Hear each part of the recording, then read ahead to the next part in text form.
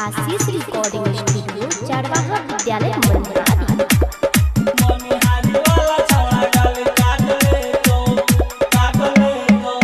अपने अपन में बांट ले तो है गए, अपने अपन में बांट ले तो कटिहारा वाला छौड़ा गाल काट ले तो मनिहारी वाला छौड़ा गाल काट ले तो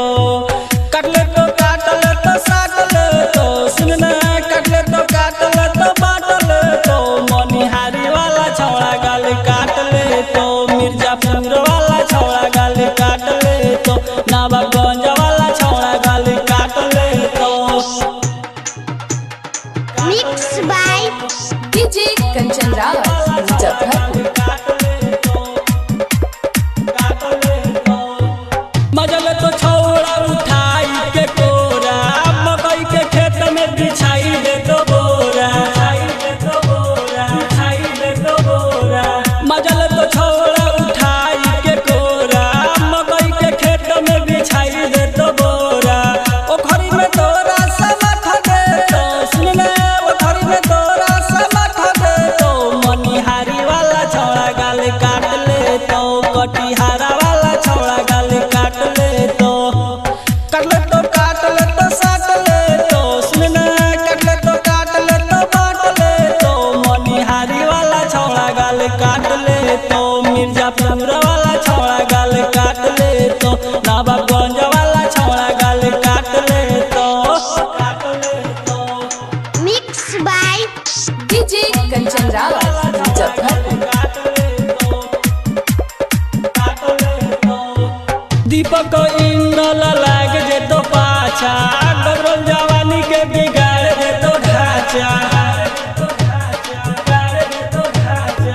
दीपक इंगल लाग जे तो पाछा गबरल जवानी के बिगाड़ दे तो ढांचा। अगले सहीरा होठा काट ले तो सुनना अगले सहीरा धके चाप दे तो मनिहारी वाला छौड़ा गाल काट ले तो कटिहारा वाला छौड़ा गाल काट ले तो काट ले तो काट ले तो साट ले तो सुनना काट ले तो काट ले तो बांट ले तो मनिहारी वाला छौड़ा गाल काट ले तो मिर्जापुर वाला छौड़ा गाल काट ले तो नवाबगंज वाला छौड़ा गाल काट ले तो अपने अपन में है बांट ले तो है गए, अपने अपन में बांट ले तो कटिहारा वाला छौड़ा गाल काट ले तो मनिहारी वाला छौड़ा गाल काट ले तो काट ले तो काट ले तो साट ले तो सुनना काट ले तो काट ले तो बांट ले तो मनिहारी वाला छौड़ा गाल काट ले तो मिर्जापुर वाला छौड़ा गाल काट ले तो नवाबगंज वाला छौड़ा गाल काट ले तो। presented by Lalita music Bhojpuri.